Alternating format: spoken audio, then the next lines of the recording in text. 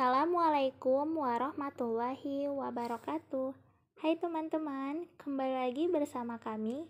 Kami dari kelompok 2 yang beranggotakan Al-Munawir Mubarok, Bella Sepia Lubis, Helmi Windada Manik, Lia Pradita, dan Miftah Haridah Paneh.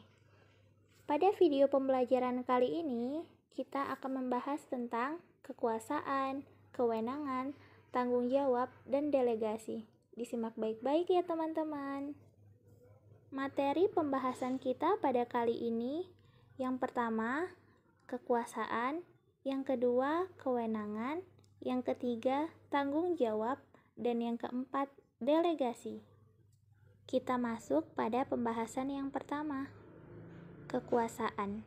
Definisi kekuasaan menurut para ahli. Apa itu kekuasaan? Menurut Max Weber, dalam situs University of Regina, kekuasaan adalah peluang atau sarana bagi seorang individu untuk dapat mencapai keinginannya sendiri, bahkan sekalipun harus menghadapi perlawanan orang lain dalam hubungan sosialnya. Menurut John Locke, kekuasaan adalah suatu hal yang harus dipisahkan dan tidak boleh berada dalam satu unsur yang sama. John Locke membagi kekuasaan menjadi 3, yaitu kekuasaan legislatif, eksekutif, dan federatif. Sedangkan menurut Montesquieu, kekuasaan terbagi 3 yang diberi nama trias politika, yaitu legislatif, eksekutif, dan yudikatif. Menurut Miriam Budiarjo, kekuasaan adalah kemampuan individu atau sekelompok orang untuk mempengaruhi perilaku individu atau kelompok lainnya sesuai dengan yang dia inginkan. Yang kedua, faktor timbulnya kekuasaan. Menurut French dan Raven, terdapat 5 faktor yang mendasari lahirnya sebuah kekuasaan, yaitu: yang pertama, reward power, kekuasaan untuk memberikan penghargaan. Kekuasaan yang muncul sebagai akibat dari seseorang yang posisinya memungkinkan dirinya untuk memberikan penghargaan terhadap orang-orang di bawahnya. Contohnya, kekuasaan yang dimiliki seorang manajer personalia atau manajer sumber daya manusia. Yang kedua, coercive power atau kekuasaan untuk memberikan hukuman. Kebalikan atau sisi negatif dari reward power, kekuasaan ini merupakan kekuasaan seseorang untuk memberikan hukuman atas kinerja yang buruk yang ditunjukkan oleh sumber daya manusia atau tenaga kerja dalam sebuah organisasi. Setiap pemimpin pada dasarnya memiliki reward sekaligus coercive power ini. Yang ketiga, legitimate power atau kekuasaan yang sah, yaitu kekuasaan yang muncul akibat dari suatu legitimasi tertentu. Misalnya, seseorang yang diangkat menjadi pemimpin, secara otomatis dia memiliki semacam kekuasaan yang sah atau terlegitimasi.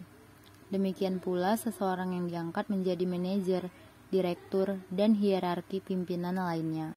Yang keempat, expert power atau kekuasaan yang berdasarkan keahlian atau kepakaran, yaitu kekuasaan yang muncul sebagai akibat dari kepakaran atau keahlian yang dimiliki oleh seseorang. Seorang dokter misalnya, memiliki semacam kekuasaan ini, dikarenakan dirinya memiliki keahlian dalam mendiagnosa suatu penyakit. Maka secara sadar maupun tidak sadar, seseorang pasien yang berkonsultasi kepada dokter akan mengikuti apa saja yang diusulkan ataupun dianjurkan oleh sang dokter, sejauh hal tersebut bisa membantu sang pasien untuk sembuh dari penyakitnya. Demikian pula dengan pakar-pakar di bidang lainnya. Yang terakhir ada referent power.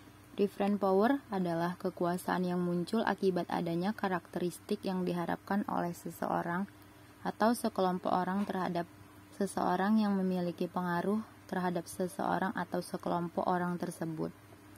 Ketika rakyat menginginkan sosok pemimpin yang jujur, maka ketika ada sosok calon presiden yang dikenal sebagai seorang jujur dengan dirinya, sang calon presiden tersebut memiliki apa yang dinamakan sebagai referent power.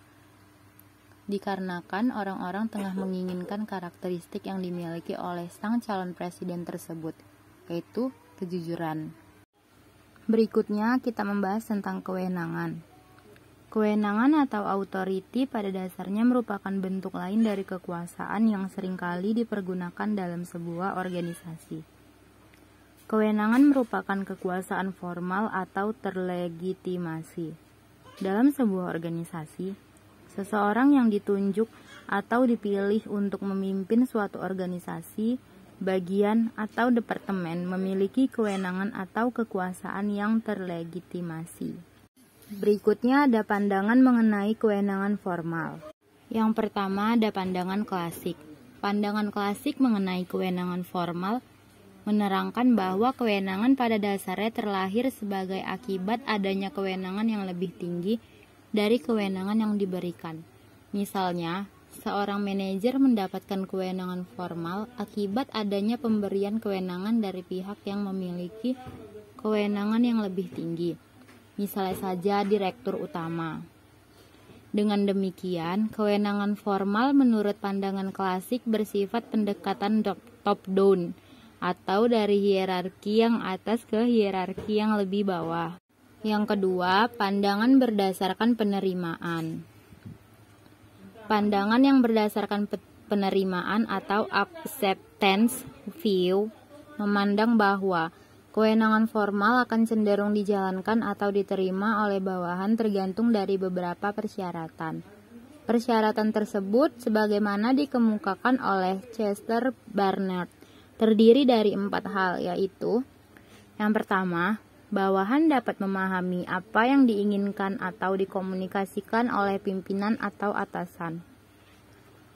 Yang kedua, pada saat sang bawahan memutuskan untuk menjalankan apa yang diperintahkan oleh atasannya, dia meyakini bahwa apa yang diperintahkan konsisten atau tidak bertentangan dengan rencana pencapaian tujuan organisasi. Yang ketiga, pada saat sang bawahan memutuskan untuk menjalankan apa yang diperintahkan oleh atasannya, dia meyakinkan bahwa apa yang diperintahkan konsisten mendukung nilai, misi, maupun motif pribadi atau kelompoknya. Yang keempat, sang bawahan mampu secara mental maupun fisik menjalankan apa yang diperintahkannya. Berikutnya, berdasarkan jenis kewenangan dalam organisasi. Yang pertama, kewenangan lini, yaitu wewenang di mana atasan melakukannya atas bawahannya langsung. Ini diwujudkan dalam wewenang perintah dan secara langsung tercermin sebagai rantai perintah, serta diturunkan ke bawah melalui tingkatan organisasi. Yang kedua, kewenangan staf, yaitu hak yang dipunyai oleh satuan-satuan staf atau para spesialis untuk menyarankan, memberi rekomendasi, atau konsultasi kepada personalia lini. Ini tidak memberikan wewenang kepada anggota staf untuk memerintah lini mengerjakan kegiatan tertentu. Yang ketiga, kewenangan fungsional, yaitu hubungan terkuat yang dapat dimiliki staf dengan satuan-satuan lini, bila dilimpahi wewenang fungsional oleh manajemen puncak. Berikutnya, konflik lini dan staf. Beberapa faktor dapat menimbulkan berbagai konflik di antara departemen dan orang-orang lini dan staf. Faktor-faktor tersebut meliputi: yang pertama, perbedaan umur dan pendidikan. Orang-orang staf biasanya lebih muda dan lebih berpendidikan daripada orang-orang lini, sehingga menimbulkan generation gap. Yang kedua, perbedaan tugas, di mana orang lini lebih teknis dan generalis, sedangkan staf spesialis. Hal ini menimbulkan kejadian-kejadian sebagai berikut. Karena staf sangat spesialis, mungkin menggunakan istilah-istilah dan bahasa yang tidak dapat dipahami oleh orang lini. Sedangkan orang lini mungkin merasa bahwa staf spesialis tidak sepenuhnya mengerti masalah-masalah lini dan menganggap saran mereka tidak dapat diterapkan atau dikerjakan. Yang ketiga, perbedaan sikap. Ini tercermin pada A.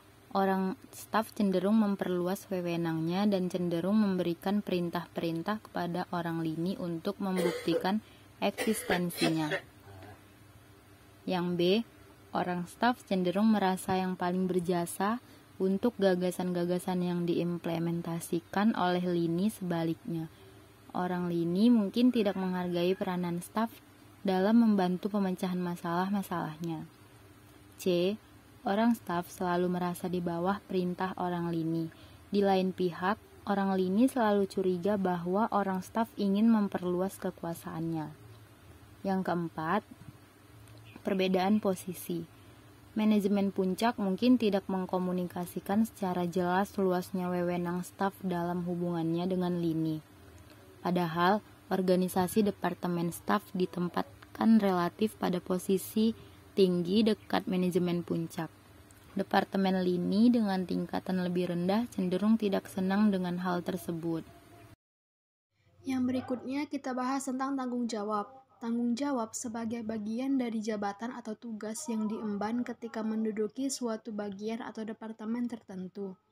Setiap bagian atau departemen yang telah dibentuk serta dihubungkan melalui garis-garis kewenangan atau garis perintah memiliki satu konsekuensi penting lainnya, yaitu tanggung jawab. Jika wewenang merupakan kekuasaan untuk melakukan sesuatu, tanggung jawab yang akan memberikan arah untuk apa dan kemana kekuasaan itu digunakan. Tanggung jawab mengingatkan orang-orang untuk tidak hanya menggunakan kewenangan yang dimilikinya, tetapi juga melaporkan apa saja yang telah dilakukan sehubungan dengan kewenangan yang telah diberikan kepadanya. Berikutnya kita bahas tentang delegasi. Delegasi atau pelimpahan wewenang merupakan proses pengalihan tugas kepada orang lain yang sah dan terlegitimasi dalam melakukan berbagai aktivitas untuk pencapaian tujuan organisasi. Pelimpahan wewenang muncul karena adanya keterbatasan yang dimiliki seseorang yang berada dalam suatu posisi, seperti keterbatasan waktu pengerjaan, jumlah pekerjaan, keahlian pekerjaan, maupun faktor lainnya. Yang pertama kita bahas tentang manfaat delegasi. Ada beberapa manfaat delegasi. Yang pertama, bawahan yang dilimpahi wewenang dapat memperoleh kesempatan dan mempelajari sesuatu yang baru. Yang kedua, mendorong terciptanya keputusan yang lebih baik. Yang ketiga, penyelesaian pekerjaan akan dapat dilakukan dengan cepat. Yang berikutnya, kendala delegasi. Ada beberapa kendala dalam delegasi. Yang pertama, wewenang yang dilimpahkan kepada staf yang tidak memiliki kemampuan atau kapabilitas untuk menjalankan wewenang tersebut akan menghambat pencapaian tujuan organisasi ke arah yang lebih baik. Yang kedua, kurang bertanggung jawabnya atasan terhadap apa yang seharusnya dia lakukan. Dalam beberapa kasus, pelimpahan wewenang digunakan sebagai pelarian atas tanggung jawab dari atasan ke bawahan. Kunci pokok agar delegasi efektif. Yang pertama, kepercayaan manajer terhadap bawahan dalam melimpahkan wewenang perlu diiringi dengan pemberian kebebasan kepada bawahan untuk menjalankan kewenangannya menurut caranya sendiri. Yang kedua, adanya komunikasi yang terbuka antara manajer dan bawahan. Yang ketiga, kemampuan manajer dalam memahami tujuan organisasi, tuntutan dari setiap pekerjaan, dan kemampuan bawahan. Berikutnya, ada beberapa tindakan agar delegasi berjalan efektif. Yang pertama, penentuan hal-hal yang dapat didelegasikan. Yang kedua, penentuan orang yang layak menerima delegasi. Yang ketiga, penyediaan sumber daya yang dibutuhkan. Yang keempat, pelimpahan tugas yang akan diberikan. Dan yang terakhir, intervensi pada saat yang diperlukan. Demikianlah materi yang dapat kami sampaikan pada kesempatan kali ini. Lebih kurangnya kami mohon maaf. Terima kasih teman-teman. Kapan-kapan lagi. Assalamualaikum warahmatullahi wabarakatuh.